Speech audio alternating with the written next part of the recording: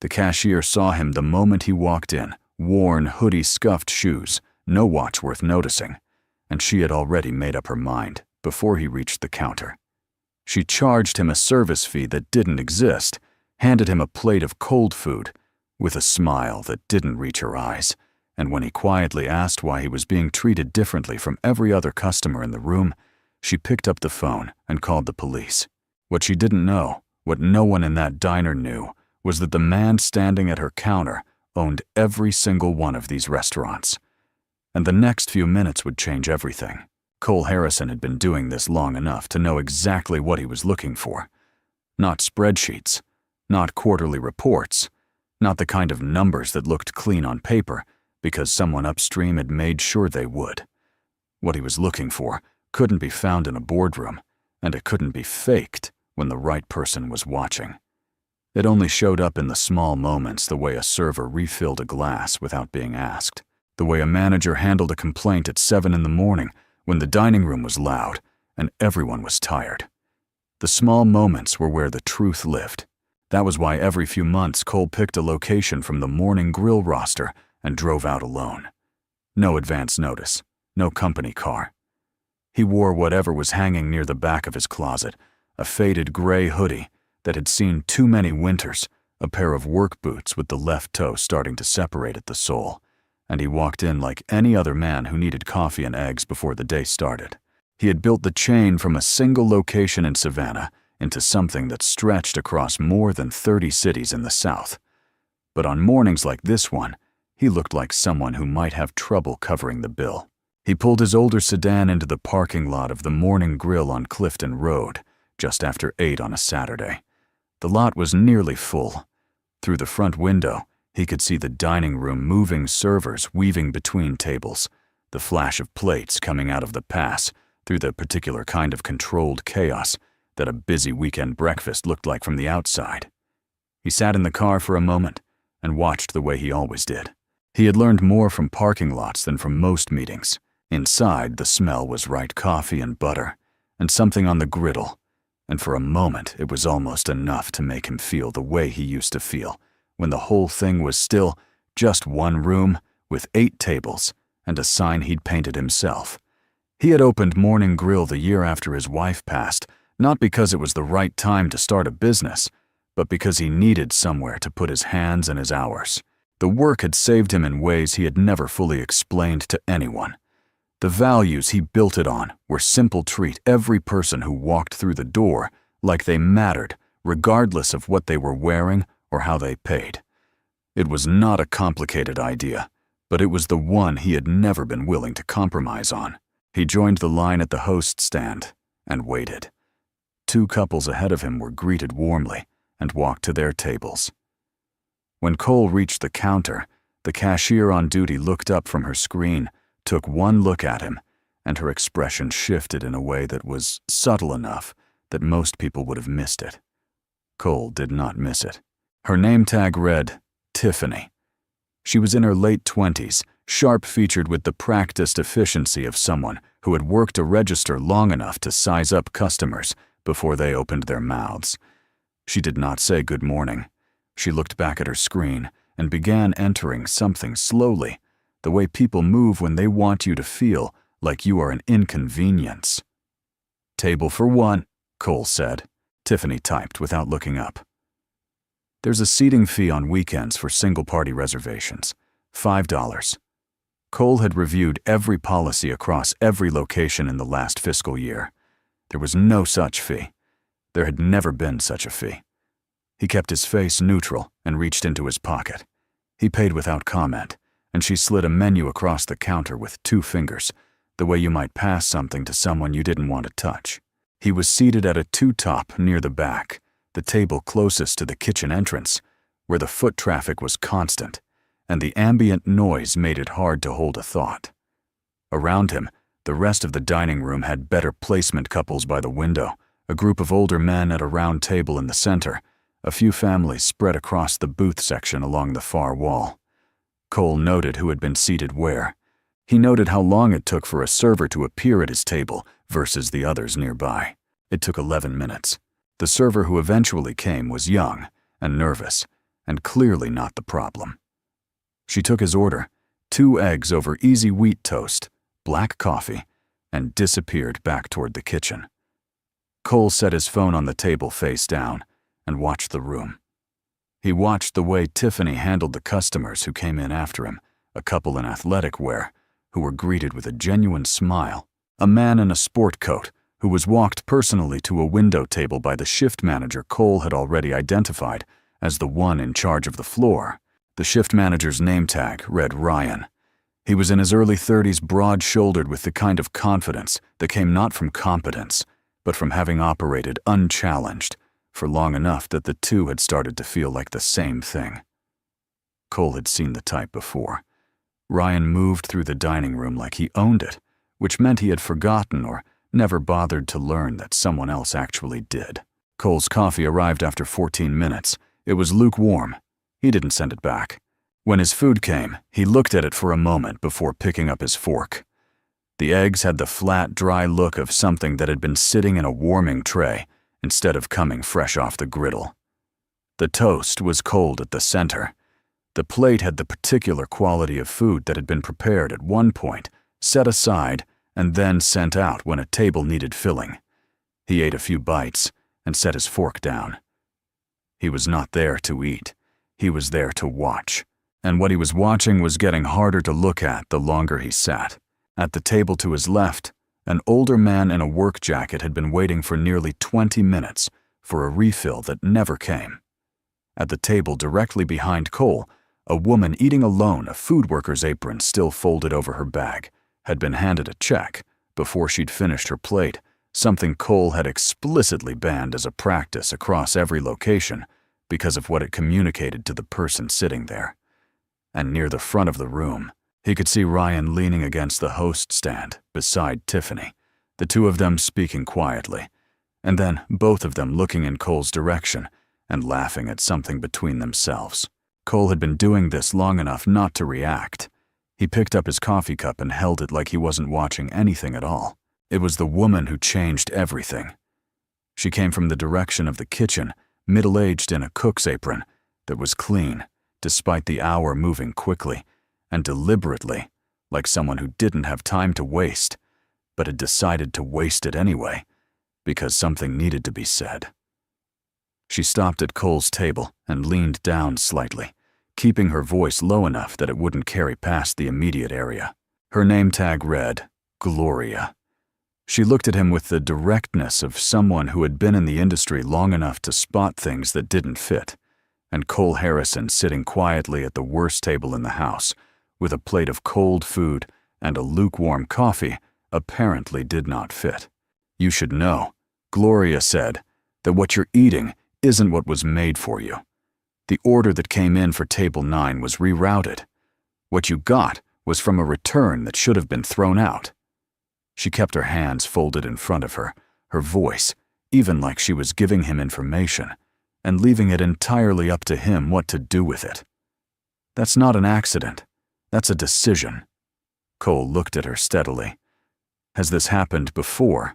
Gloria's expression did not change, but something in it settled, like she had been waiting for someone to ask that exact question for a long time.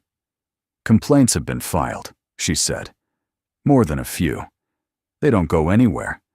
Ryan handles the reports before they make it up the chain, and the area manager isn't the type to look too hard at locations that hit their weekly numbers.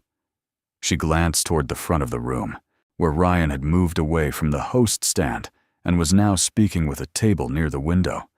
The people he goes after are always the same kind of people. The ones he figures won't come back, won't make noise, and don't have anybody looking out for them. Cole was quiet for a moment. He looked at his plate, then at the dining room, then at Gloria, who was already straightening up like she had somewhere to be, and had said everything she intended to say. You're taking a risk telling me this, Cole said. Gloria shrugged once, the kind of shrug that wasn't indifference, but something closer to a decision that had already been made. I've been cooking in this industry for 22 years, she said. I know what this place is supposed to be, and right now, it isn't that. She walked back toward the kitchen without looking at Tiffany or Ryan, and she did not look back. Cole sat with that for a long moment. Outside, the parking lot was still filling up. Through the window, he could see another family getting out of a minivan, a couple both in weekend clothes moving toward the entrance, the way people did when they were expecting a decent meal and a little bit of ordinary peace on a Saturday morning. They had no idea what the room they were about to walk into actually was, or who was running it, or what it cost to sit at the wrong table. Cole had two options, and he understood both of them clearly. He could stand up, walk out, and write it up the same way he had written up other locations. A report filed through Evelyn's office, a meeting scheduled, a process initiated. Clean, controlled, and almost certainly ineffective because Ryan had already shown that he knew how to make reports disappear before they reached anyone who would act on them. Or he could stay. He set his coffee cup down. He straightened slightly in his chair and looked at the dining room. Really looked at it with the eyes of someone who had built it and who had, until this morning, believed it stood for something specific. The older man with the empty cup was still waiting for a refill. The woman with the apron on her bag had already left her half-eaten plate abandoned on the table. And near the front, Tiffany was greeting a new couple at the counter with the full warmth of someone who had clearly made a judgment about them the moment they walked through the door. Cole had built Morning Grill on a single principle that the quality of your service could not be conditional, that the person in the work boots and the worn jacket deserved exactly the same experience as the person in the sport coat. Not because it was good business, though it was, but because the alternative was something he refused to be a part of. He had been clear about that from the beginning. He had said it in every training, put it in every handbook, spoken about it in every all-hands meeting he had ever stood in front of. And while he had been out there saying it, this had been happening inside one of his own restaurants for over a year. He was not leaving. He pulled out his phone, sent a single text message, 7 words, no context, to Evelyn Brooks, and set it back down face first on the table. Then he picked up what was left of his cold coffee, settled back in his chair, and waited to see what Ryan and Tiffany would do next when they realized the man at table 9 wasn't going anywhere. The next hour moved the way bad things often do, gradually, then all at once. Cole stayed at his table and did what he had come to do. He watched. He kept his posture relaxed, his phone face down, his expression the blank and patient look of a man with nowhere urgent to be. To anyone glancing over, he was just another customer sitting too long over a meal he had mostly left untouched. But Cole was cataloging everything the way he had trained himself to do over years of these visits, building a picture not from any single moment, but from the accumulation of small ones. The older man in the work jacket, the one who had been waiting on a refill since before Cole's food arrived, eventually raised his hand to flag down a server. The server who came was not the one assigned to his section. She was passing through, already carrying plates for another table, and she stopped only because the man's arm was directly in her path. She refilled his cup quickly and moved on.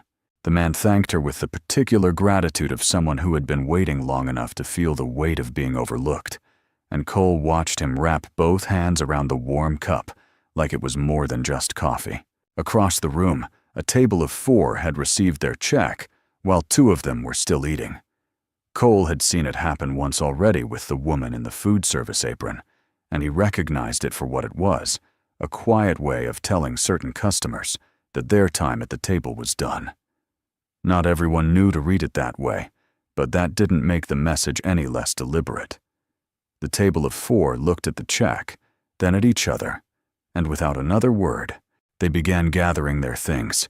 They left a small tip. They did not look like people who would come back. Cole turned his attention to the register. From where he sat, he had a partial view of the counter, enough to see the screen Tiffany was working from, and the way transactions moved through her hands. What he noticed was not dramatic. It was quiet and practiced, and very easy to miss if you weren't looking for it specifically. A customer in paint-stained pants ordered coffee and a short stack. The total Tiffany quoted him was $4 more than the menu price Cole had memorized. The man paid without blinking either, because he didn't track prices closely, or because he had learned at some point not to question things like that. And Tiffany closed the transaction with the same neutral efficiency she applied to everything else.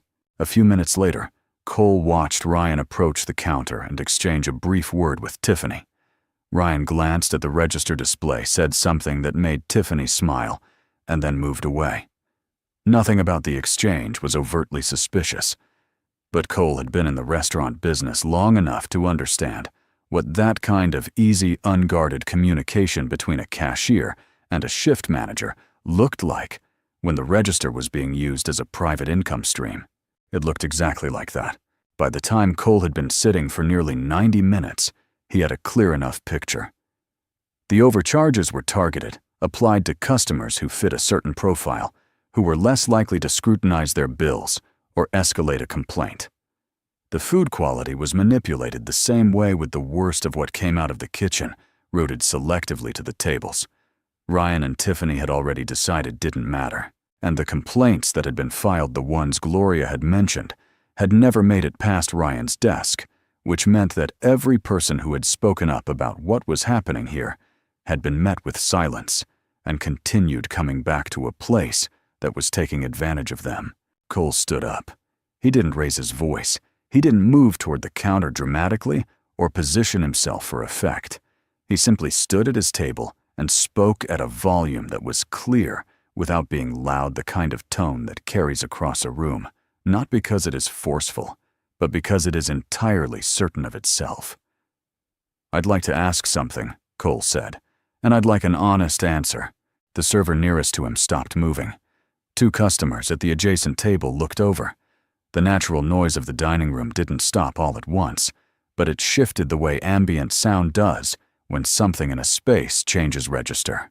Cole looked directly at Ryan, who had turned from the window booth he'd been attending, and was now watching Cole with the flat, evaluating expression of someone who had handled disruptions before and was already categorizing this one. Cole kept his gaze level and steady. "Is this how you treat all your customers?" Cole said. "Or just the ones you've decided aren't worth the effort?" The question landed in a way that made the room go quiet. It wasn't an accusation framed as outrage. It didn't have the quality of a man losing his composure. It was the kind of question that arrives already fully formed, specific enough to mean something calm enough that it couldn't be easily dismissed as emotional, and several people in the dining room seemed to feel the weight of it before anyone had said another word. The older man with his coffee cup set it down slowly. A woman at a nearby booth looked up from her phone. Ryan crossed the floor in a few long strides. His jaw was set in the particular way of someone who was accustomed to being in charge of situations like this and had already decided how this one was going to end. "Sir," Ryan said, his voice carrying the thin, controlled courtesy of a man who was not feeling courteous at all, "I'm going to have to ask you to lower your tone." "I haven't raised it," Cole said. Ryan stopped about 3 feet away. "You're disrupting my dining room." "I'm standing at my table," Cole said. "I ordered food that came from a warming tray. I was charged a service fee that isn't on your menu, and I've spent the last hour watching you and your cashier apply a different standard to customers based on how they're dressed." He kept his hands at his sides, his voice at the same steady, unhurried pitch. "I'm not disrupting anything. I'm asking a question." Ryan's expression did not change, but something behind it did. "You need to leave," he said, "right now, or I'm calling the police." Cole did not move. "I'll wait," he said. What Ryan had not accounted for, what neither he nor Tiffany had anticipated, was that Cole's refusal to leave would be so entirely without agitation. An angry customer was something Ryan knew how to manage. A man who stood quietly and waited was something different, and it introduced an uncertainty into the situation that Ryan clearly did not know what to do with. He looked at Cole for a long moment, then turned and walked back toward the counter with the stiff precision of someone performing confidence they were no longer fully feeling. Tiffany already had her phone in her hand. She made the call quickly, speaking in a low voice that Cole couldn't hear from across the room, and from the brief performance of distress she put on. While speaking, her free hand pressed to her sternum, her face arranged into something that suggested fear. It was clear she was not calling to report a complaint. She was calling to report a threat. Several customers had their phones out by this point. Cole noticed it the way he noticed most things, steadily without reacting. A man 2 tables over had his screen angled toward the counter area and was filming in the unhurried way of someone who had watched enough situations like this unfold online to recognize one in real life. A woman near the window had her phone raised more openly. Neither of them were being theatrical about it. They were just documenting, the way people did now when something in a public space crossed a threshold they felt needed a witness. Ryan had returned to the floor and was moving between tables with a performance of normalcy that convinced no one. His jaw was still set. He spoke briefly to a server near the kitchen pass-through, who nodded and disappeared. He did not look at Cole directly again, but Cole could feel the calculation happening from across the room. Ryan was running through his options, and Cole understood that Ryan still believed on some level that this was a situation his position could resolve. He had handled things before. He had made reports go away before. He had the area manager's ear, and that had been enough every single time. What Ryan did not know was that Cole had sent 7 words to Evelyn Brooks nearly 2 hours ago, and Evelyn Brooks did not wait. The 2 officers who arrived were professional and unhurried. They came through the front door and went straight to the counter, where Tiffany met them with the composed version of whatever performance she had been building since she made the call. Cole watched from his table as she spoke to them, animated her hands, moving her expression arranged into the particular combination of worry and relief that communicated I was frightened, and now I'm safe. He watched one of the officers write something in a small notebook. He watched Ryan appear at Tiffany's side, lending the weight of his position to the account she was giving. Cole remained at his table. One of the officers crossed the room and stopped at Cole's table. He was polite and direct, the way good officers were when they were responding to something they hadn't fully assessed yet. He explained that a complaint had been filed about a disturbance. He asked Cole if he wouldn't mind stepping outside to discuss it. Cole looked at the officer calmly. "I'm not going to step outside," he said. "But I'm happy to discuss it here." He kept his hands visible on the table and his voice entirely without aggression. "What I will tell you is that what you were told about this situation is not accurate, and that in approximately the next few minutes, you're going to have a clearer picture of what actually happened this morning." The officer studied him for a moment, reading him the way experienced officers read people looking for the signs that told you what kind of situation you were actually in. Whatever he found in Cole's face, it was enough to make him take a step back and wait rather than escalate. At the front of the room, Tiffany was watching Cole with a new expression. Now, not the casual contempt from earlier, but something closer to the early stages of worry. Ryan was standing beside her arms, crossed, projecting an authority that was already beginning to look like a posture rather than a fact. He was still operating on the assumption that this would resolve the same way it always had. The complaint filed, the customer removed, the paperwork handled, everything back to the version of normal that served him. Then the front door opened. A black SUV had pulled up to the curb outside. Cole had heard the engine through the brief quiet of the dining room, and the woman who walked through the door walked the way people walked when they were arriving with a purpose, and didn't need to announce it. Evelyn Brooks was in her mid-40s trim and precise in a dark jacket, and she came in with 2 people behind her, who had the particular unhurried stillness of the company's legal team. She scanned the room in 2 seconds, found Cole at the back table, and moved toward him without looking at Ryan or Tiffany or the officers at all. The room had gone nearly silent. Cole reached into the front pocket of his hoodie.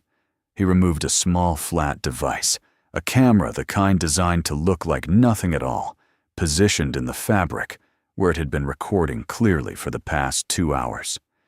He set it on the table between himself and Evelyn, and then he looked up at the room. He looked at Ryan, who had gone very still. He looked at Tiffany, whose hand had dropped away from the counter. He looked at the officer who had come to his table, and at the customers near the windows, with their phones still raised, and at Gloria, who had appeared in the kitchen doorway and was standing with her arms folded across her chest and her expression carrying the particular quiet of someone who had already known how this needed to end. "My name is Cole Harrison," he said, and his voice carried across the silent room without effort. "I'm the founder and owner of Morning Grill, every location, including this one." He kept his eyes on Ryan as he said it, not to punish him with the information, but because Ryan was the one who needed to understand it most completely. "Everything that happened in this dining room this morning has been recorded. The service charges that don't exist on any menu, the food that was rerouted from a warming tray to my table, the pattern of treatment applied to customers based on their appearance, and the call made to these officers based on a description of events that did not happen." He looked at Evelyn, who gave one short nod. "We're going to have a conversation about all of it. Right here." The dining room did not move. Ryan's arms had come uncrossed at some point, and he was standing with them at his sides now, and the expression on his face had traveled a long distance from where it had started that morning. Tiffany had set her phone down on the counter and was looking at it rather than at Cole. The officer with the notebook had stopped writing and was watching the scene with the careful attention of someone recalibrating what kind of call he had actually responded to. Outside, the Saturday morning continued as if nothing had changed. Cars moved through the lot. A couple walked toward the entrance slowed when they saw the SUV at the curb and decided to wait. Inside, every person in the Morning Grill on Clifton Road understood, without anyone having to say it plainly, that the version of this place they had walked into that morning no longer existed. The investigation began before the SUV had finished cooling in the parking lot. Evelyn's team moved through the Clifton Road location with the focused efficiency of people who had prepared for exactly this kind of situation and were not surprised by what they found. Transaction records were pulled. Register logs were cross-referenced against printed menu pricing. Shift schedules were matched to complaint timestamps that had been filed through the corporate feedback system over the previous 14 months, complaints that should have triggered reviews, that should have generated follow-up calls, that should have at minimum put this location on a watch list. Instead, they had arrived at Ryan's desk and stopped there. Every single one of them. Cole sat with Evelyn at a table near the back of the dining room while her team worked. The officers had remained on site long enough to understand what they were actually looking at, and one of them had made a second call quieter than the first, less routine, before they settled in to wait alongside the legal team. Ryan had been separated from Tiffany early in the process, which was standard. Both of them had stopped speaking almost immediately, which told Cole everything he needed to know about how clearly they understood their position. Neither of them had left the building. What the records showed took the better part of 2 hours to fully map, but the shape of it became clear within the first 30 minutes. The overcharges were not random. They followed a pattern that was specific enough to be intentional and consistent enough to have generated real money over time. Not the kind of number that made headlines, but enough spread across months to represent a significant and sustained theft from people who had trusted that the price on the menu was the price they would be charged. The register had been the instrument. Ryan had been the architect. Tiffany had been the mechanism. And the area manager, a man Cole had personally hired 4 years ago because he had seemed dependable and detail-oriented, had been the wall that kept everything contained. Cole sat with that for a long time, not because it shocked him. He had been in business long enough to know that every system, no matter how carefully built, had the capacity to be corrupted by the people inside it. What stayed with him was something different. The specific image of the man in the work jacket waiting for a coffee refill that never came. The woman with the apron folded over her bag being handed a check before she'd finished eating. The quiet way people absorbed that kind of treatment when they had decided somewhere along the way that speaking up wasn't worth the effort. Those people had come to Morning Grill because it was supposed to be different. And for more than a year, it had failed them in a way that Cole had not known about, because the right safeguards hadn't been in place to ensure that he would. That was the part that belonged to him. He didn't look away from it. By mid-afternoon, the video had found its way online. One of the customers who had been filming near the window had posted it before noon, a 4-minute clip that began with Cole standing at his table and asking his question, and ended with Evelyn walking through the door and Cole identifying himself to the room. The clip didn't have the shaky, accidental quality of most phone footage. Whoever had filmed it had held their hand steady and kept the frame wide, which meant the context was visible: the dining room, the officers, the expression on Ryan's face as the words settled over him. By early evening, the clip had been shared widely enough that Morning Grill became a trending topic in the regional news cycle. By the following morning, it had reached national outlets. The coverage was not uniformly favorable. Some of it was the narrative of an owner going undercover to hold his own staff accountable, had a clean, satisfying shape that lent itself to a certain kind of story. But some of the coverage asked harder questions, the kind Cole thought were fair and necessary. How had this gone on for over a year without detection? What did it say about the oversight structure of the chain that a shift manager could suppress customer complaints for 14 months without anyone in a position of authority noticing? What did it mean that the customers most affected had been precisely the ones with the least institutional recourse? The ones who paid in cash, who didn't leave reviews online, who had learned not to expect much from the places they spent their money. Cole read all of it. He did not have his communications team draft a response that answered only the comfortable parts. He sat with Evelyn and the legal team for 3 days, and they built a response that addressed the actual questions, including the ones that reflected poorly on the organization's internal structure. He did not enjoy those conversations. He thought they were necessary. Ryan Mercer was terminated within 24 hours of the investigation's initial findings. Tiffany Walker was terminated the same day. Both terminations were immediate and without severance, based on documented evidence of financial fraud, willful misconduct, and the filing of a false police report. The area manager was placed on administrative leave, pending a full review of his conduct over the prior 14 months. Cole already knew, based on what Evelyn's team had found in the communication records between Ryan and the area manager, that the leave would not last long and would not end in reinstatement. That process moved through the proper channels at its own pace, and Cole led it. The criminal referral took slightly longer to formalize, but it was filed. The district attorney's office in Savannah received a complete package of documentation, transaction records, register logs, the recorded footage, the suppressed complaint files, and a timeline constructed by the legal team that laid out the pattern clearly enough that it required very little interpretation. Cole was told the process would take time. He understood that. He was not in the business of predicting how courts moved.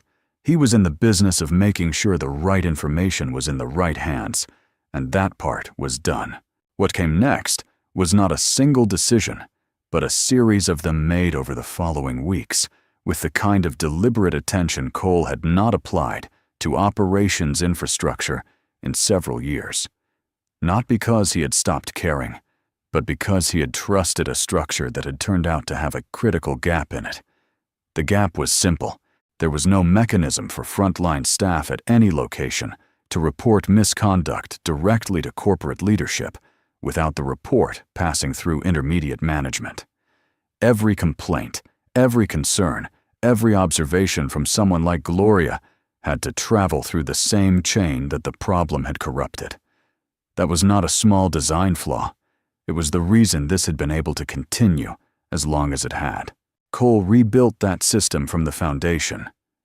An independent reporting line was established, separate from normal HR channels, managed by a third-party firm that had no relationship to Morning Grill's internal management structure, with guaranteed anonymity and a direct escalation path to Evelyn's office. The line was made available to every employee across every location, and its existence was communicated not through a memo, but through in-person meetings at each site, led by Evelyn and Cole himself at the larger locations. At those meetings, Cole did not stand at a podium and deliver a speech about values.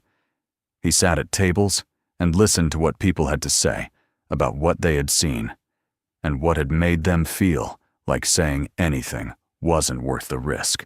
He heard things at those meetings that were difficult to hear. Not revelations, nothing that rose to the level of what had happened at Clifton Road, but the kind of low-level patterns that existed in organizations where accountability had become something performed rather than practiced. Small compromises that had accumulated over time, shortcuts that had become habits, attitudes that had been allowed to settle, because no one senior enough had been in the room when they showed up. Cole wrote down everything he heard. He did not minimize any of it.